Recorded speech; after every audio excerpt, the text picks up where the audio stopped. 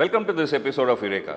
We are going to have a very wonderful conversation with Professor D. Balasubramanian, Research Director of L.V. Prasad Eye Institute, Hyderabad.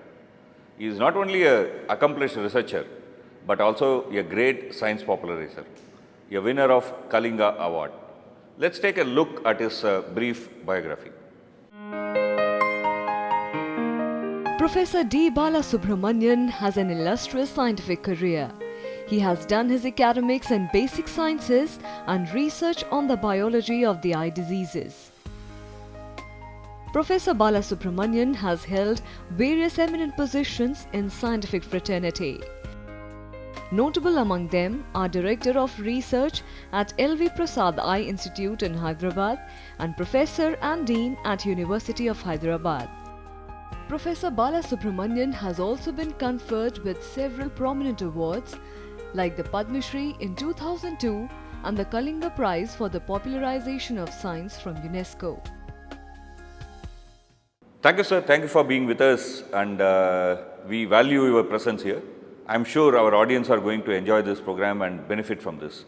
Let me start with one question where I heard that your institute has done a study on the Andhra Pradesh and Telangana, the prevalence of blindness.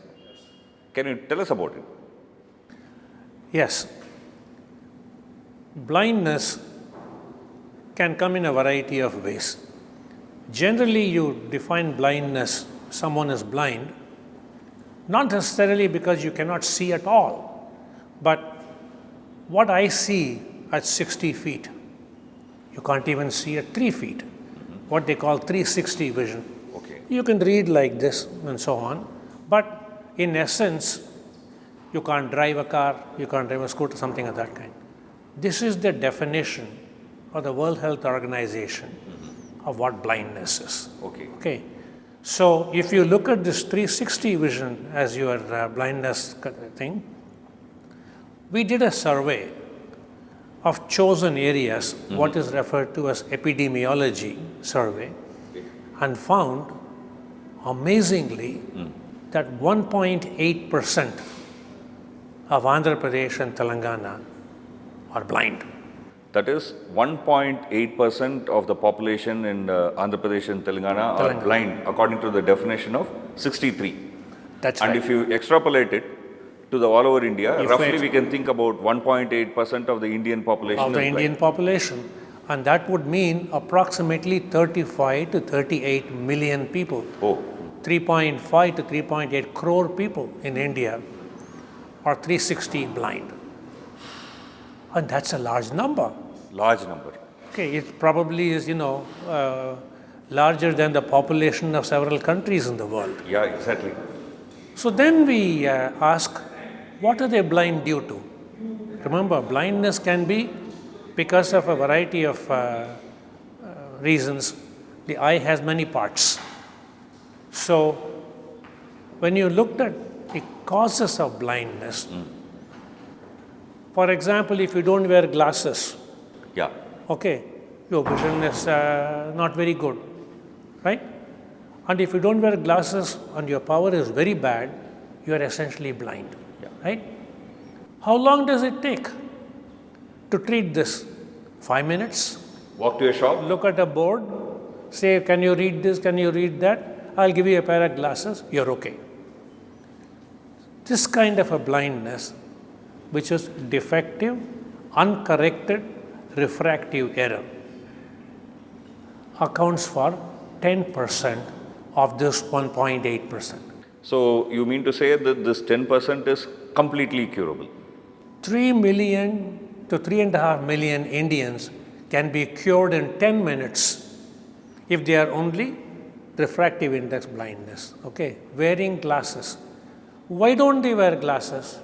That's another question. Maybe they can't afford. Maybe it broke and then they never found a way to replace it and so on. So various reasons. Then we found 45% of this blindness burden is because they have cataract. Cataract means the lens in the eye is no longer transparent. Okay. Is opaque. what they call moti Yeah, in Hindi, and so on. Okay. Now, these days, a cataract surgery is a 20-minute job. The doctor opens up your eye a little bit, removes the bad lens, puts in a plastic lens, and your vision is complete. Okay? And which means 45% of the vision impaired or blind people, you mean to say that today we have technology which can give them completely the vision? Absolutely. We have the technology, the doctors are qualified, all right? We don't need new technology for this. This is existing expertise of the doctors can do this. So which means 10 plus 45. 55% of people who are vision impaired in India can be completely cured. We have the technology. That's right. What stops? No, another one. 10 more percent is because of infection. Okay? So that you have to take care. Now, when we say 35 million, 1.8% and so on, we also need to look at how many of them are in cities, how many of them are in villages. Remember, India is 70% rural population. Yeah. All the doctors are sitting in cities. The patients are sitting in the villages. There is no connect. So how does one do this? This is an important thing. So we must now find a way by which doctors can go to the villages, treat them, and offer them service. All right? There is a problem there also. Many doctors do this. They have very proper goodness of heart. They will go over there. They will collect all the patients in a school or function hall, something of that kind, treat them, and then they come back to the city. Post-operative care can be, there could be infection. Yeah. And you can actually lose the eye because of infection, which is post-operative. So eye camps, which is normally done, is not always the best choice. The best would be if you were to have branches of your hospital, eye hospital, in smaller towns, in villages and so on. That will be the best thing to do. So our institute has done this. So you mean to say that best way to reach out to almost 65%, which is curable, is to have a wider network of eye care facilities so that the people can use it. This is correct. That's all we need. Yes. What you need, therefore, is some kind of a, you may have the best hospital like what we have here in Hyderabad, okay? But you also need same quality of smaller hospitals in smaller towns. So it could be a pyramidal model. The apex of the pyramid may be the, all research, everything that's done. But I can certainly ask a very good doctor to do cataract surgery in a small town. Yeah. Right? So we have put together what you may call an eye care pyramidal model. Today, our institute has 4 such high power institutes. One here in Hyderabad, there is one in Visakhapatnam, one in Vijayawada, one in Bhubaneswar. In addition to that, we have 16 smaller centers. Call ours tertiary center, this will be a secondary center. We can also put together in villages high school trained people who can look at your eye. You need glasses, I'll give you glasses. 10% is taken care of. Yeah. If you do cataract surgery, 44 more is taken care of. So it is possible by using a rural, urban, a mixed model or a pyramidal model to take care of a significant number of blind people in India. Very interesting. We'll continue this conversation. Don't go away. We'll take a very short break. And after the break, we are going to discuss about his work on eye and his popularization. Welcome to Eureka. We are having a very interesting conversation with Professor D. Balasubramaniam, Research Director of LV Prasad Eye Institute, Hyderabad. So before the break, we were talking about the great work or the model that has been propagated by LV Prasad Institute to provide access to rural population to eye care. Let's move to a next question that I thought I will ask about you. What kind of research are you doing here? See, as we said, 70%, 65-70% of the blindness burden can be taken care of essentially by the model that we suggested. What about the 30% which is still left? That requires biology, it requires technology, and it requires new science. What may be called ophthalmic sciences or vision sciences. All right.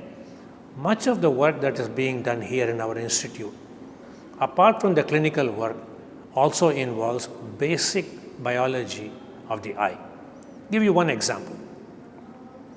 The front of the eye is nutritioned largely not by blood, but by a fluid that is referred to as the aqueous humor. Okay. It has no blood. You can't have blood because blood is colored. Yeah. And if it comes in the eye, you can't see very well. So the aqueous humor is essentially a nutritional fluid that keeps on circulating in the front of the eye. That's what kind of wets your eye. That inside the eye. Okay. Outside the eye is the tear fluid. Okay. Inside the eye.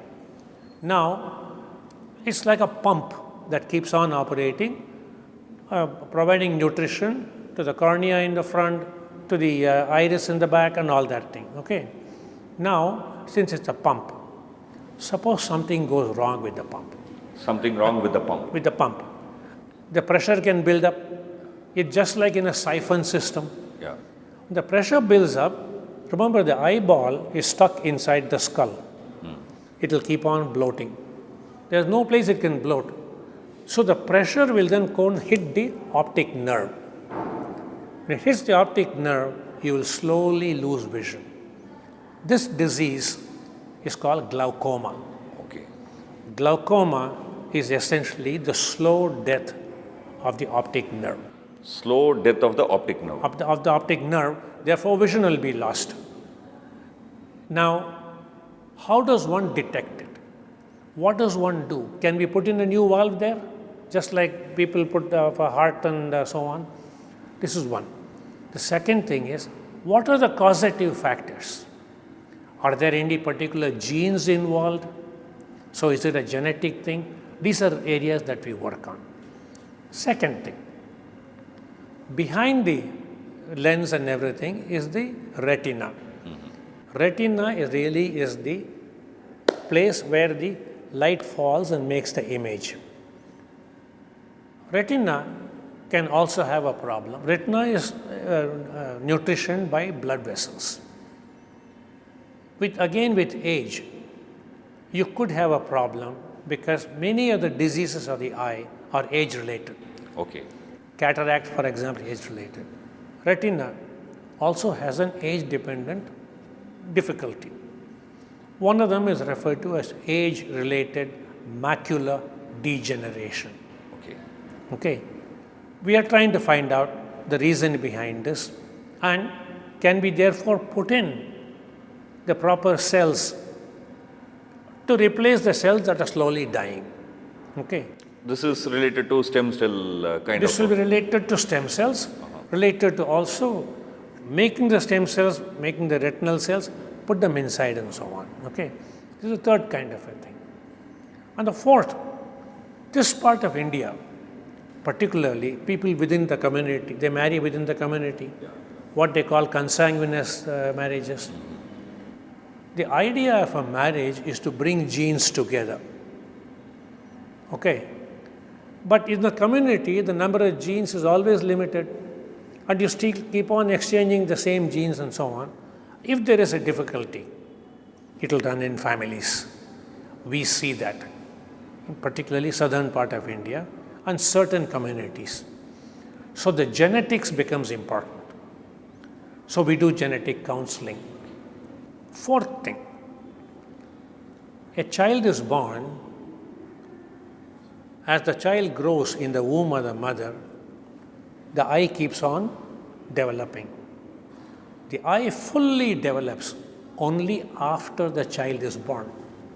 It is only after the child is Yes, born the eye it is a develops. postnatal Okay. completion of the eye. Now, a premature child is born. Okay. Let us say a child is born not at the end of 38 or 40 weeks, but 28 weeks, 30 weeks. We see that happening all the time, premature babies. The doctors take very good care. They take that child, they put the child in an incubator, put some oxygen, put some light and everything, right? In all that, they are hoping that the child will become perfectly all right. Okay.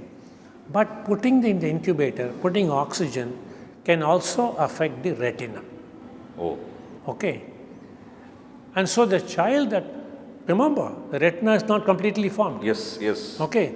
And yet you are now troubling the retina by putting in pressure of the external. Bright light. One is bright light and the other is oxygen.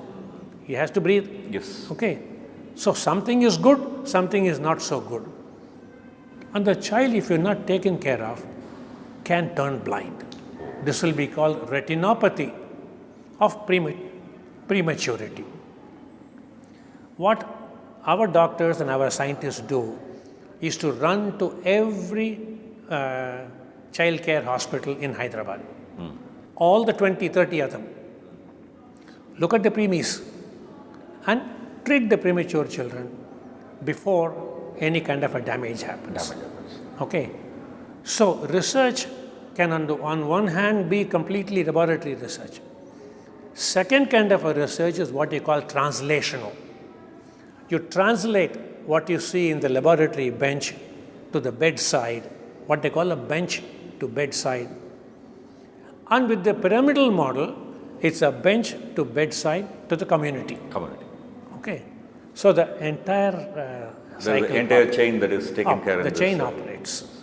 Very interesting. I mean, you told something which is very important. I mean, like when you are talking about something like eye care, it's not only the problem of the aged, but it's also a problem of even a premature baby. So Newborns. there is a range that one has to look at Right. even when looks at this kind of problem. Let me move to a different era in your life.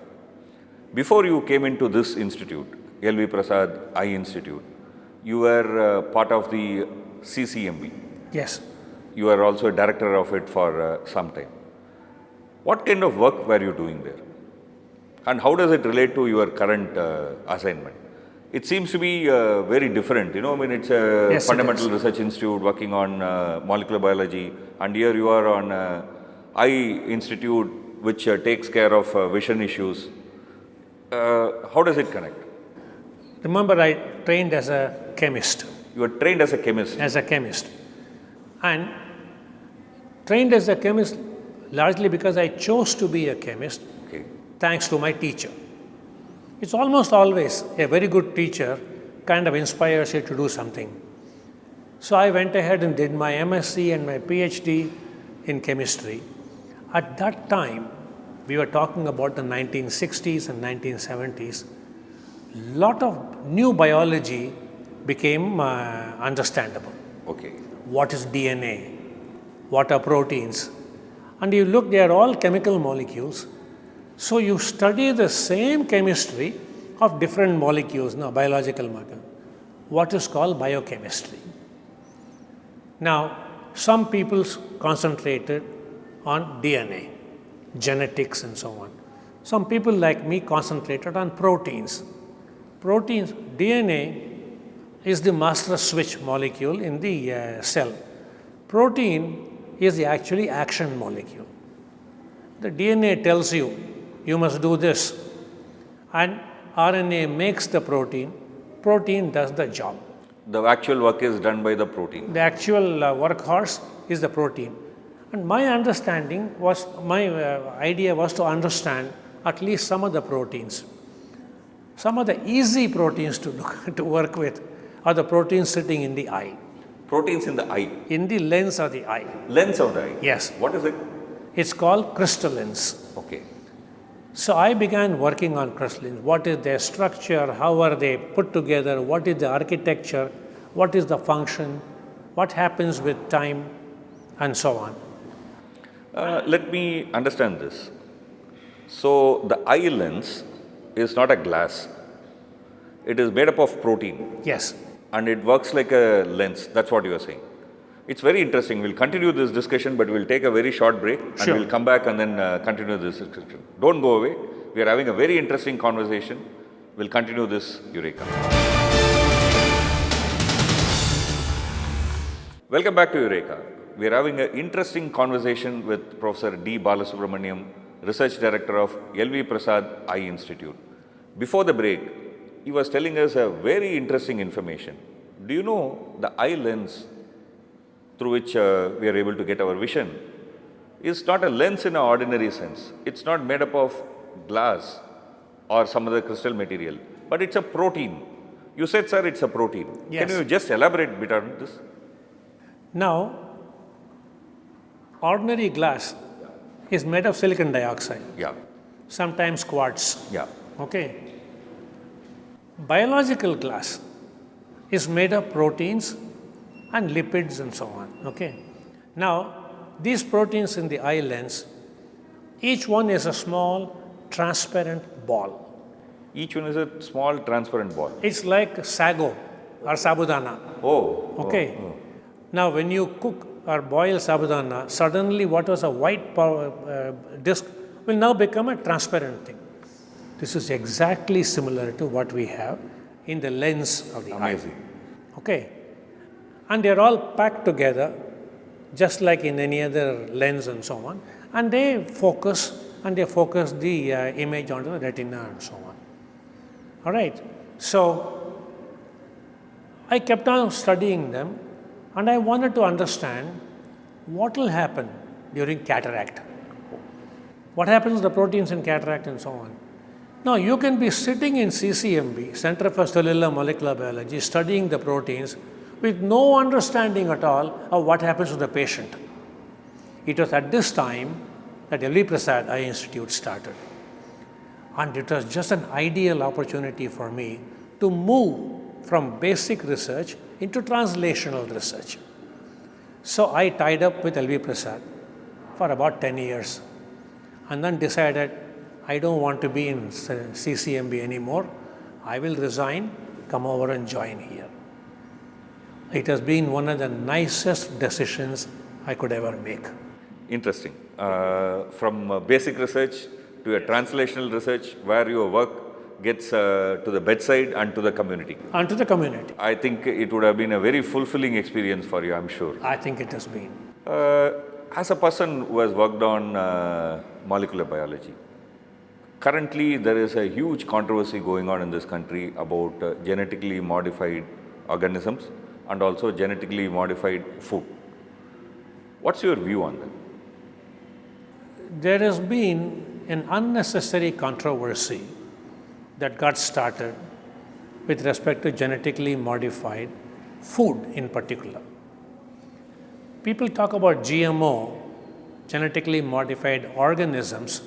At the moment, we're not so concerned about the organisms, although they are important. Mutations can happen, new bacteria, new viruses can start and so on. That's not our concern. Our concern is to look at food material or material that we are going to be consuming. When you start making food, there are 2-3 things you do. First, you put in some fertilizers and nutrients in the soil for the plant to grow. Secondly, you also put in some pesticides so that you want that plant to grow. You don't want it to be eaten up by all these pests and so on, right? So typically, any farmer, any plantation man will first put a nutrient and also add a pesticide. Unfortunately, when the pesticide also comes over to be eaten by you along with the food, you may have problems. Okay. So are there technical ways of getting rid of the pesticide? Or can I make the plant sufficiently robust that the pest cannot affect it? Okay? To this extent, you can change the genetic content of the plant by adding specific genes. Genetically modified cotton is being used in Brazil, in China, in certain parts of the world, and so on, for the past 30 years. As of today, no health effects have been at least reported. Okay. You will see in literature some people saying yes, yes, it's affected, some people saying it's not affected, and so on. By and large, the feeling is there is no harm to the person concerned. Third thing, if any time now, the government of India is going to clear genetically modified mustard. It's been tested, trials have been done, and so on, so that we have come to a situation where we can profitably use genetically modified chosen plants. We can test it out as a function of time and see what the effect is and so on. But to close your door on a new technology just because of anti-multinationals or something along these lines is, to me, not very scientific. It is not scientific. Sir, there is one part of your life which has always amazed me. You have done world-class science, you have headed many institutions, and then one of the awards that you have got is the Kalinga Award for popularization given by UNESCO, established by India. How did you get interested in this science popularization? Well, you see, science is exciting. Science is exciting just like a story is exciting. Now, a story has a beginning, has a thread, has an end, and gives you certain level of either satisfaction or dissatisfaction.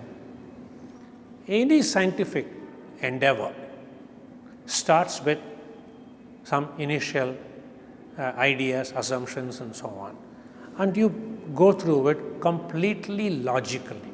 That's interesting. When you hear a good story, you want to tell it to somebody. That's exactly with people who are passionate about science, because the science is also exciting, and that excitement you want to tell to others.